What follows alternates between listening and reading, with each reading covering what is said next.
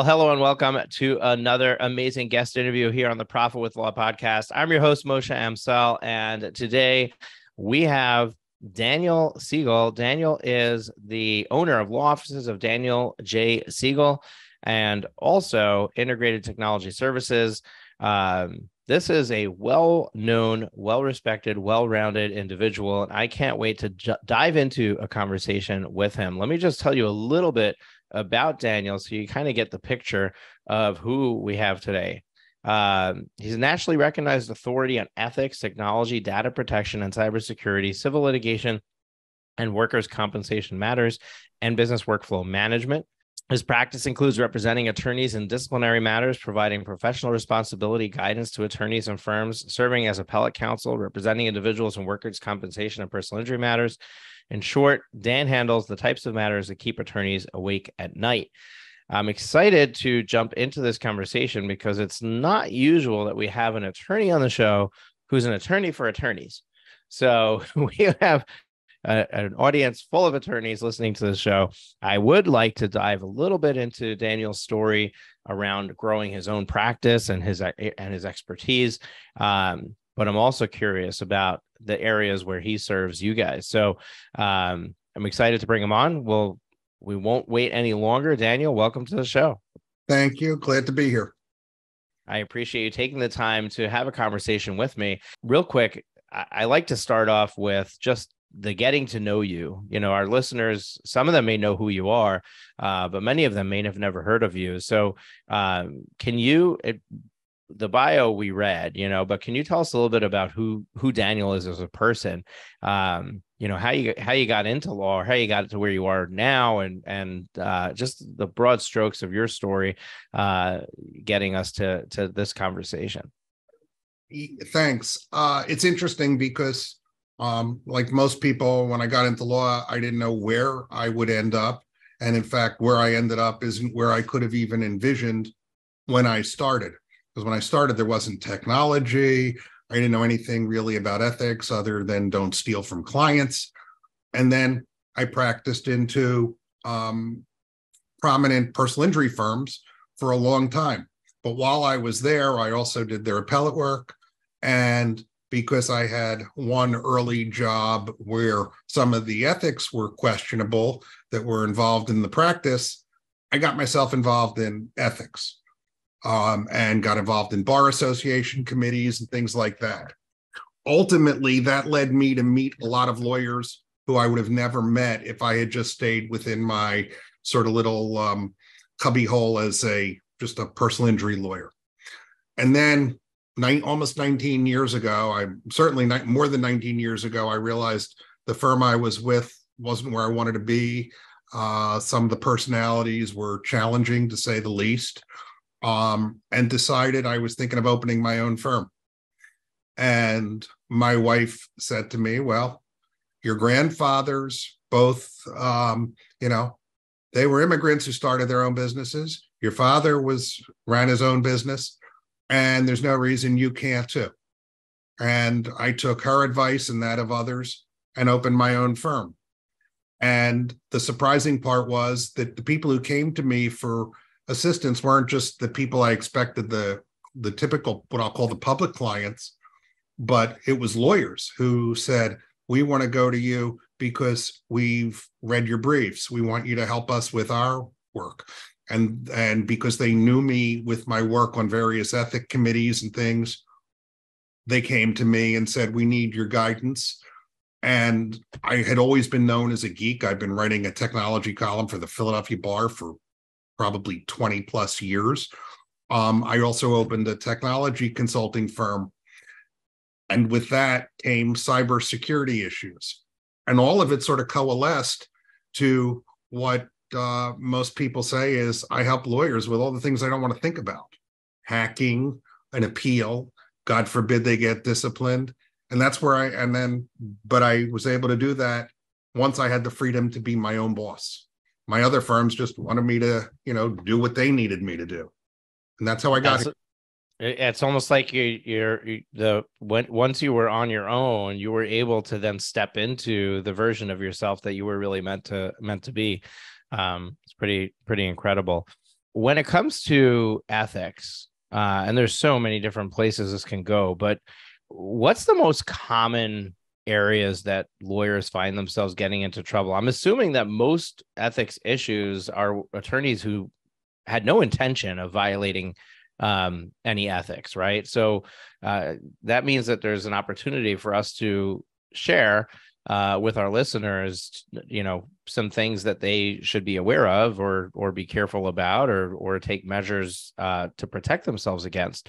So I'm curious, what are some of the leading issues that you've seen come up where took an attorney by surprise, and we can really learn from that? Well, it's actually an easier question than people think, because the single area where lawyers across the country find themselves getting into trouble is they mismanage their trust accounts. Mm-hmm. And typically they're called IOLTA, interest on lawyers' trust accounts. And it's not lawyers who steal. That's a different world completely, but it's lawyers who mismanage. And as a result of that, we have seen, without question, statistically and anecdotally, that lawyers get into trouble that way. There may be an inquiry about something, and then their accounts get audited, and it turns out they haven't cared for funds, or haven't reconciled the accounts, or didn't, have money in there for decades, and then they suddenly find themselves in ethical trouble.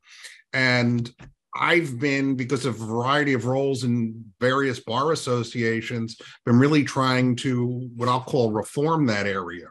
But IOLTA accounts are mismanagement are the number one area sort of generally. And then you find that a lot of it is, the next part is conflicts of interest and sort of mismanaging that aspect of clients. The single number one source of client complaints across the country to disciplinary authorities is actually what you might not be surprised at: failure to communicate, not responding.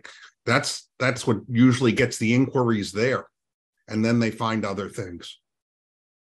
Very interesting that you highlight that. This is the second conversation I'm having today. It's really interesting because I batch the podcast guest interviews for our listeners' sake. So Daniel and I are having a conversation at almost 4:00 in the afternoon. So I've had 5 conversations today before this one. And what's interesting is that one conversation was entirely on cybersecurity, which is something that you mentioned is an area of your expertise. And then there's another conversation where we highlighted, this past point that you just made. So, and that is the failure to communicate. That's like the number one. It was my previous guest right before you, and he said that the number one reason for somebody seeking a new attorney is because the attorney they were with failed to communicate, failed to respond, failed to keep them up to date on what was going on. So it's interesting that you can probably avoid a lot of ethical issues, not because of the issues themselves, but by just not having anybody look at you, by doing the right thing and being there for your clients and communicating with them, which is a very interesting concept, that you should actually communicate with your clients. Well, it's true. And I hear lots of attorneys say, and sometimes it is true, life would be easier if you didn't have to communicate with them. But I find that, communication and having them understand things is important. For a lot of lawyers, it's the management of that communication that becomes the problem. They feel like they have to respond either instantly or they just ignore it. And time management is often the problem. My latest book is called How to Do More in Less Time, and it's about time management.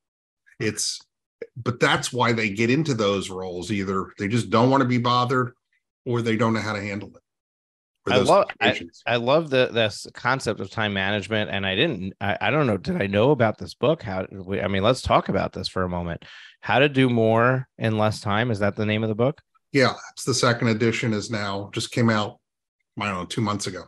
Okay, so let's talk about this specific issue, because this is important for our listeners, right? A lot of them might be failing right now in their client communication. So you either feel like you need to respond right away, which is going to completely wreck your schedule, or you ignore it and don't respond at all. So what is this from a time management perspective? How do you solve this problem? What ideas can you toss out there for somebody to try to implement? Well, there's a couple that are really important. One is sort of knowing when you're going to do certain things in your day. So I get volumes of email. There are times of the day when I will focus on them or not focus on them. So, today we're talking and it's a Tuesday. I had actually been out of town at bar association meetings and came back to the office on Monday. I knew I had a particular deadline of an appellate brief that had to be done. So I didn't deal with my email yesterday. I dealt with part of it in the afternoon and the rest I'm finishing today. And I explained to people, and most people understand. I looked at it enough to know that if there was something important, that I would deal with it. The other part of it, though, is managing expectations. I explain to clients that, I will respond to them promptly. It doesn't always mean instantly, because if I'm focused on client Smith's, whatever it is, matter, I'm going to give that client complete focus. And then when I respond to them, they're going to get that same complete focus rather than me trying to do two things at once. And managing expectations is an enormous part of managing the time. You can't stop the email. I do not text with clients, and I'm tech savvy, and I've written books on technology, but I don't text with clients. I limit it, and they understand it, and we are able to communicate. And I've never had an issue with a client that way. But managing time is managing the expectations of others and planning. So when I come into the office every day, one of the tips in the book, and my co-author is a woman named Allison Joes and I, and this is one of her points, is every day you make a list of 3 items that you must do that day that you're going to do. But at the same point, there's certain things you're not going to do. And yesterday, my not do list was email. Today, it's going to be the other. And then tomorrow, I know that I've already told my office, I'm going to finish this other brief that's due, and that's going to be my day tomorrow all morning. And then whatever parts of the brief have to be done after that will fall into place. But you manage the time, and you don't let the time manage you. Yeah, I love that. And I learned this concept. There was somebody that I learned this concept from. It's nothing new. Which is this idea of batching the activities that you're doing. And like right now, I'm batching podcast episode recording. The reason I do that, the reason I record all these episodes in one day, is because there's a certain frame of mind required around this work that I'm doing right now. Mm-hmm. And if I tried to just put an interview in between 2 other things, I would have to completely change the way that I was thinking. I might have to change the way I was dressed. I might have to shave, shower, like something I might have skipped on another day. And all of those things have to happen for me to be able to show up and produce this episode. So there's this concept called context switching, which means that when you're going from one type of activity to another, your brain has to go through this process of switching how it's, what it's going through and what it's thinking and which part of your brain you're using for that activity. And when you are frequently switching from one type of task to another, you waste a lot of your productive time on this context switching. So one of the things that you highlighted, but just giving a little bit more spin on it, is this idea of just deciding when is the period of time that you're going to get back to people. Right. So there's just this 1 hour a day that I'm going to focus on getting back to people. And I'm not going to pay attention to those messages throughout the day, but instead I'm going to go during that one block. I'm going to get everything I need, and I'm going to go ahead and reply to them all and just focus on that during that time to eliminate all of that context switching that would be going on and improve the communication. Sure. The one extra step that you could take here that I think a lot of people skip is something that I saw. Are you familiar with Tyson Mutrux from Maximum Lawyer? Not by that name. I may know it otherwise, but So I'm terrible with names. Tyson is somebody who I emailed him and I got an auto response from him. And I said, wow, this is genius. And I've shared a few times on the podcast about it. Basically, in his auto response, when you send him an email, you get an automatic response. And he says, this is an automated response. I received your email. You should just know that I only check my email 3 times a day at this time, and this time. So don't expect a response back between those times. Now, you don't have to do 3 times a day. You could do 1 time a day. But basically, you're setting the expectation for the person who sent the email saying, hey, I'm not even reading this until this next time slot. And that's when you can expect a response from me. So they're not sitting there wondering, oh, did he get the email? Did he not get the email? Am I going to get a response? Or am I being ignored? Because that's what happens when communication breaks down, is they're left to wonder and make their own determination of what happened when you could have just set the bar straight there. But it's always managing expectations. And if you don't, that's the problem in all parts of practice with clients and anyone else you're dealing with. Yeah. Now, let's talk about trust account issues real quick. I don't want to focus too long on it, but I think it's important, since you have an area of expertise here, to talk about it. I don't know if you know this, but I have an accounting firm and bookkeeping business, and we do three-way reconciliation for our clients on their trust accounts. So I understand what goes into that process. But what are the steps that an attorney needs to do to be on the up and up with their job and in managing those funds? If they hire a bookkeeping company that's doing those reconciliations for them, is that enough? Is that them doing their job? And if something was off in that reconciliation, but it was a bookkeeper's error, does that come back on them? Where is their what's the word I'm looking for? Their participation in the prevention of issues enough to cover them as far as the ethics goes? Okay. Well, I'll start with the assumption all attorneys are the rule of ethics. Every state is 1.15 that deals with IOLTA accounts. The rule differs a little, but for the most part, it's the same. And it requires the 3-way reconciliation. The ABA, which creates the model rules, their model rule, and they have one on trust accounting, is that you do the 3-way reconciliation and it should be done monthly. Pennsylvania's rule is actually a little more rigorously. So even if you have an accountant or a bookkeeper performing the reconciliation, it is in Pennsylvania the responsibility of an attorney who's overseeing the account to verify that and to do it. So I'm a very small office. It's me, a paralegal, and an associate. I am the only one who reconciles the trust account, and it is done within the first 5 days of every calendar month. And then I save those reconciliations for counsel. But that is an enormous way. And the 3-way reconciliation, and I have an article coming out for the Pennsylvania Bar Magazine just about how to do the 3-way reconciliation, is huge because it shows you here are the outstanding checks. And I can't tell you how many clients I have seen or cases I've seen where lawyers get into trouble because they have money in the account. I'll get to it later. Well, that later becomes months and months and months, and ultimately can lead to a license issue. And I've had lawyers lose their license, have been suspended for that. So it's following those rules, but it is ultimately on the lawyer. You can't completely delegate it. A lawyer should ultimately review it.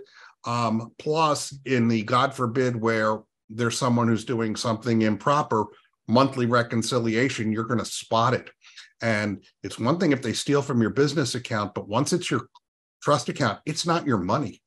And the responsibilities are greater, you're a fiduciary, and the consequences are significantly greater. Now, I'm curious about your, and I don't know how much you've delved into this, but considering your expertise, you probably are very familiar with it. There's a variety of ways that the states are treating lawyers that are charging flat fees for their service. Mm-hmm. So in theory, when you charge a flat fee for something, the client's paying for the work, and the work's being done, and they're not entitled to a refund if less work is done. It's basically, in order to produce this result for you, this is what we're going to charge. And it's not, here's a retainer and we're just going to draw our billing from that. Some states are saying that is one and the same, and requiring attorneys to keep that in trust. Some are not.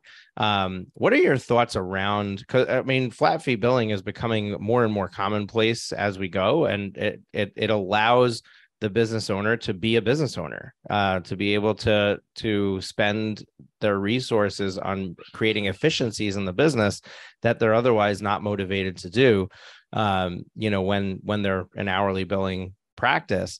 So by the bar associations or the states not allowing them to use it in that way, they're kind of restricting their ability to operate, as a true business owner. So I'm just curious about what your thoughts are on this particular area of, as more and more firms are considering doing it.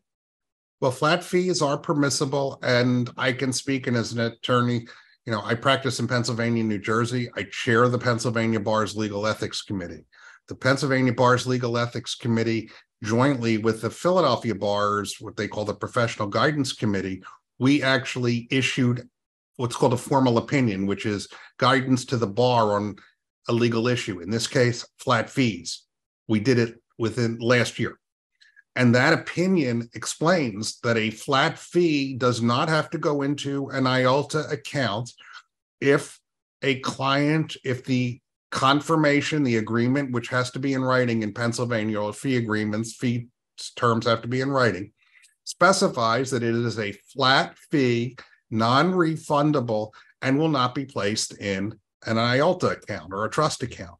So if lawyers do that, it is deemed earned on receipt, they don't have to go through the IOLTA regulations. The only concern is that if they don't complete the work, then they might still have an obligation to refund. And if the fee is clearly excessive, which is a very subjective standard, then that's always an issue, because fees are supposed to be reasonable. Although what's reasonable to me and you could vary dramatically. But in Pennsylvania, we've seen that issue.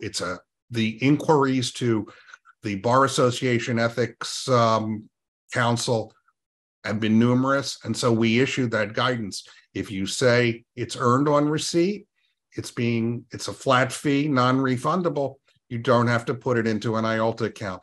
If it's potentially refundable or it's not earned until the work is completed, then it has to be in the IOLTA account. So just to be clear, if somebody okay, I have two questions for you. The first is, if somebody goes ahead and puts that money in the IOLTA account, then they've just created problems for themselves. Am I understanding that correctly? Potentially, yes, but assuming they withdrew the money when the work was completed, that's not likely to raise a concern. It's not likely to be an issue. But if it's flat fee, you don't need to put it in the IOLTA account. And we do things here like wills and things for clients, where they pay for that. If they want to pay in advance, we just confirm that nature of it in writing. But it shouldn't be in the IOLTA, because IOLTA is only for funds that you are holding for someone else until some other event occurs, whether it's earned or it has to be distributed. So technically it's in the wrong account, but if you draw on it as soon as the work is done, you're not likely to be in any concern to disciplinary counts. Okay. And you also mentioned that this is, something that you did in New Jersey and Pennsylvania, and it was a recent write-up or advisory memo that you did. Is this something that could be relied on across the U.S., or what should attorneys in various states be doing, and how should they be looking into this for their specific area where they're practicing? What we issued is called a formal opinion, which means it's designed to provide general guidance to the bar in our state for lawyers licensed in our state. Formal opinions are regularly considered by other states. So before we wrote our opinion, we looked at other formal opinions. And while it's not binding on another state, it can often be considered good guidance that they can use.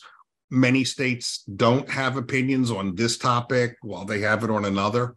So it can be used as something to rely on, but lawyers should always check with what their own state guidance is. There may be some states who don't agree with that and believe that all fees have to be put into an IOLTA account or whatever. I can't speak for those. But for the most part, IOLTA, the definition is funds held that are of someone else for a short term. Well, if you've been paid, regardless, they're not someone else's funds. They're yours. You can use them. Right. So, I don't think there'll be as much difference on that issue as there can be on some issues. The guidance, not IOLTA, really does vary from state to state, and we look at things very differently. Thank you. Thank you for that clarity. I have one more topic I want to ask you about, and then we'll wrap it up and close the show out for today. There's a lot of debate around ownership or equity stakes in a law firm. Lawyers have been wanting to be able to reward non-attorney employees by making them, an equity partner or profit sharing in some way.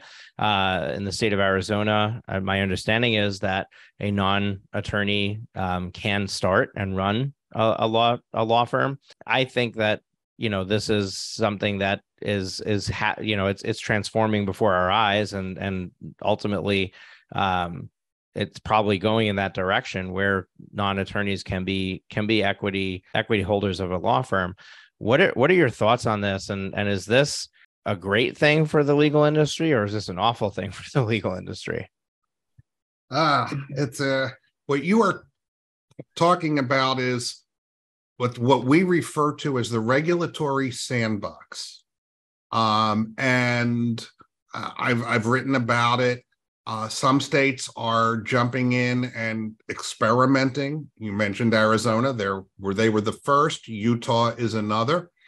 But you get some states where they're not doing that at all. There's no effort in Pennsylvania, where I am.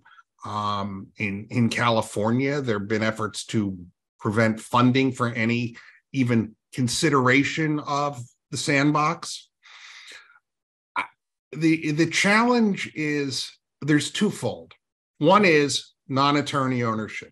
That's an interesting question by itself, because the only jurisdiction in the United States that allows it now is the District of Columbia, and that's because of lobbyists. And you could do many podcasts on that question. In Arizona and other states, they're looking at it for a different reason. They're trying to provide ways for individuals to get access to justice who could not afford the customary rates of attorneys. And as a result, for certain documents and certain agreements and things like that, some alternative form of providing services could make sense. And that's the difference. And they're all being lumped into the same pile, but they're very different questions.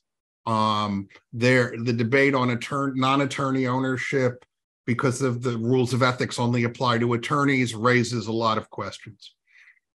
The flip side of it, though, creating greater access to justice and allowing people, the vast majority of people in family court in, let's say, Philadelphia, and I'm not a family lawyer, but I know a lot of them who are, people who are. So many people, the majority, aren't represented. That's a problem. And they're probably not getting sort of what I'll call equal justice. So methods to help them, to me, are warranted and require consideration. What they're going to be ultimately, I think That's where everyone's playing in the sandbox. But I at least think it's worth states and regulatory authorities considering, but they don't all do it. But yeah, it's the next step. It's the world of these entities that provide sort of services online, drafting documents, sometimes using artificial intelligence or whatever they're doing, but they're saying we're not giving you legal services. The downside is how good that is. We've seen people come in here who had online wills drafted and really didn't ask the right questions. And when we did it differently. But on the other hand, for people who can't afford an attorney and need, help, the sandbox is a potential path to help a lot of people. Very interesting. I actually didn't realize, and I'm not an attorney, but I'm in the conversation, right? And I didn't even realize that these were two different things. I was under the impression that Arizona was seeking to, and I don't know what the motivation was, but I was under the impression they were seeking to allow non-attorneys to own law firms, which brings into question a whole, what is the motive of an equity investor? It's part of what Arizona did. Yeah, they're trying some various forms of things. Yeah. And I, as a matter of fact, am tempted myself as somebody who helps law firms figure out how to grow and be profitable. One of the ideas I've been toying with is starting my own law firm as a non-attorney in the state of Arizona, to be able to demonstrate that somebody can start a firm from scratch and grow it a certain way, at a certain speed, with a certain profitability, as a public project. And this is the first time I'm talking about this publicly, but it's something that, I've been toying with, but I'm curious about, the ramifications of doing that. And I guess you're always at the whim of them just saying, okay, we changed our mind, or we're done with our experiment. You can't own a law firm anymore. Yeah. Well, it falls into another area called unauthorized practice of law.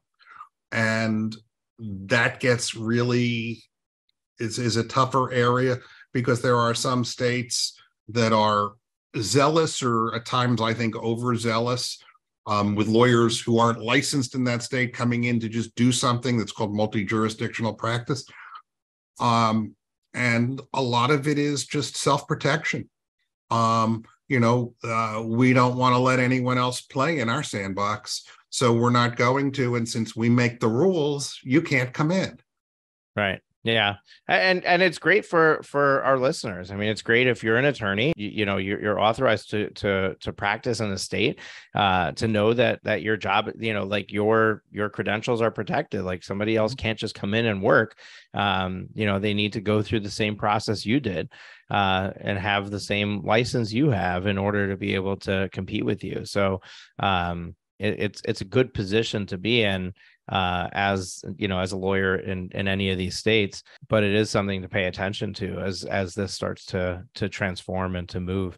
Daniel, we're running out of time here. We're going to close the show out. I really appreciate you coming, and this has been really insightful. I don't even think we realized who we were getting when we got you on the show, as far as how the breadth of your expertise. And you were able to jump right in and answer some questions that I didn't even know if you were qualified to speak on. So I really appreciate that you are who you are, and that you were able to provide that insight with a conversation that I've been struggling to have, coming from a place of being well educated, and you clearly are. So you've been able to help me do that.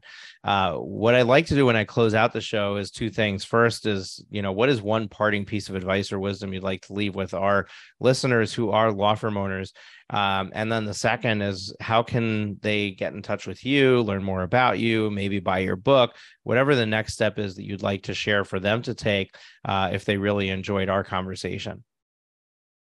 Thanks. And thank you for inviting me. The one thing I will tell any lawyer out there, especially those who are like me, went on their own, is, don't be afraid to do something. Make sure you have the support of key people. But when you're doing it, do it with your eyes open, because it's a challenge. But I'm thrilled that I went on my own. My wife was completely right. I made the right decision, but it's scary. There were moments when you were afraid, how am I going to pay the bills? And I started with no clients and no staff. Now we're very different. But don't be afraid. Lots of other people have done it. To reach me, my offices are in Havertown, which is just outside of Philadelphia, and my website is Daniel J. Siegel, DanielJSiegel.com. You can find me there. My books are available from the American Bar Association, the Pennsylvania Bar Association, and others. I've published on a wide range of topics, not just on productivity, but on ethics and technology, you name it. I always wanted to write, and one of the joys of being my own boss is I get to do more of that. I love it. And I intend to write my own book as well one day. So I'm gonna have to follow in your footsteps. The path you've paved is one that I plan to walk. So I really appreciate you sharing that. Folks, check Daniel's books out. And go to his website if you want to get in touch with him. We'll link all that up in the show notes here at profitwithlaw.com. And we have guests coming every single week here on the podcast, and I'm excited to continue to bring that to you. Amazing guests just like Daniel, sharing their wisdom, insight, and experience to help you grow your law firm, maintain your career, not get into trouble, and most of all to create and generate a profit and be able to change your life. And as Daniel shared with us, it changed his life in many ways, and it wasn't, he didn't lean on the financial side of it. He leaned on where he was able to focus, the expertise he was able to dive into and acquire that wasn't really an opportunity he had when working for somebody else, as well as his ability to be able to do something that he loves, which is write books. So think about what your possibilities are if you get really good at running your law firm. And that's why we hope you stay tuned for a long time listening to our show as well. Until next week, take care, and we'll see you again soon.